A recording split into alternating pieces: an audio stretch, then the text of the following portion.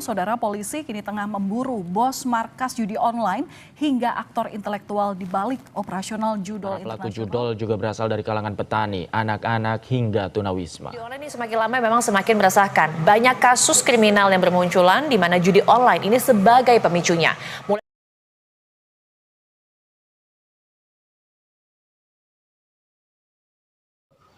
Pernah lihat iklan yang menjanjikan uang cepat, menang mudah, atau saldo instan hanya lewat ponsel? Sekilas terlihat seperti permainan biasa, tapi di balik itu ada risiko besar yang menghancurkan keuangan, kesehatan mental, bahkan hubungan keluarga. Itulah judi online.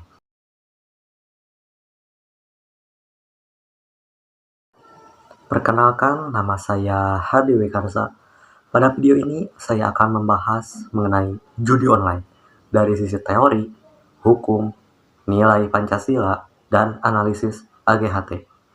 AGHT itu berarti ancaman, gangguan, hambatan, dan tantangan. Tujuannya sederhana, yaitu agar kita lebih kritis dan tidak terjebak dalam fenomena yang merusak ini.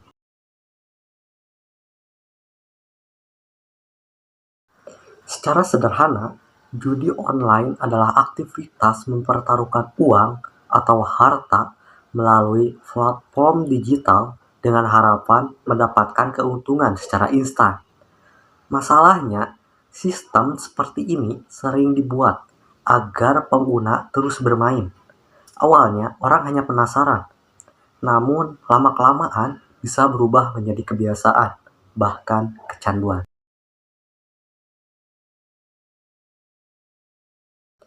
Dari landasan teori perilaku adiktif, judi online bekerja seperti jebakan psikologis.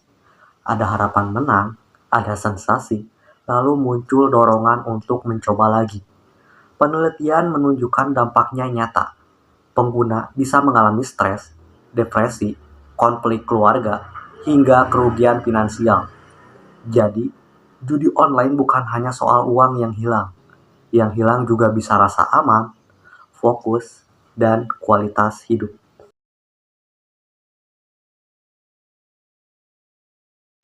Dampaknya tidak berhenti pada individu. Judi online juga merusak hubungan sosial, menurunkan produktivitas, dan memicu masalah baru seperti utang. Dalam banyak kasus, orang yang terjebak judi online menjadi sulit dipercaya, menarik diri dari lingkungan, dan kehilangan kontrol atas hidupnya. Karena itu, ini bukan masalah kecil.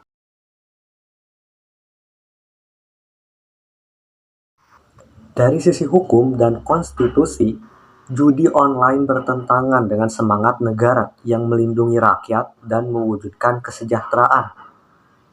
Artinya, negara tidak hanya bertugas menindak, tetapi juga mencegah dampak buruknya. Dari sisi Pancasila, praktik ini tidak sejalan dengan sila kedua, yaitu kemanusiaan yang adil dan beradab. Judi online juga bertentangan dengan sila kelima, yaitu keadilan sosial bagi seluruh rakyat Indonesia.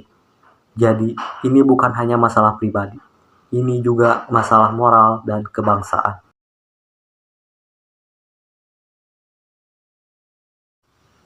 Jika dianalisis melalui AGHT, judi online adalah ancaman karena merusak kesehatan mental, ekonomi, dan masa depan generasi muda.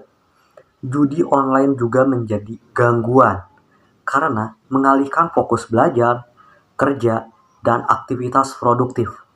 Ia juga menjadi hambatan karena melemahkan disiplin, karakter, dan pengendalian diri. Bahkan, ini adalah tantangan serius bagi keluarga, sekolah, pemerintah, dan masyarakat. Kita perlu menciptakan ruang digital yang aman dan sehat.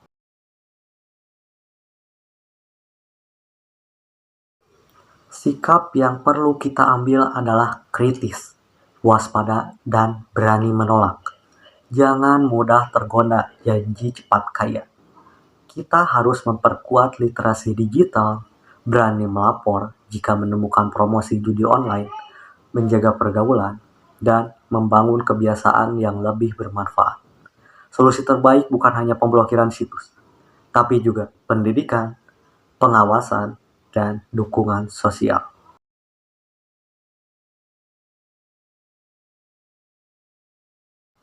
Judi online mungkin terlihat seperti jalan pintas, tetapi pada kenyataannya sering menjadi jalan menuju kerugian. Sebagai generasi muda, kita harus sadar, kritis, dan berani menjaga diri dari ancaman digital. Karena masa depan yang baik tidak dibangun dari keberuntungan semu, tetapi dari pilihan yang bijak. Terima kasih, sekian video dari saya. Mohon maaf bila ada salah kata ataupun ada yang kurang berkenan. Saya pamit undur diri.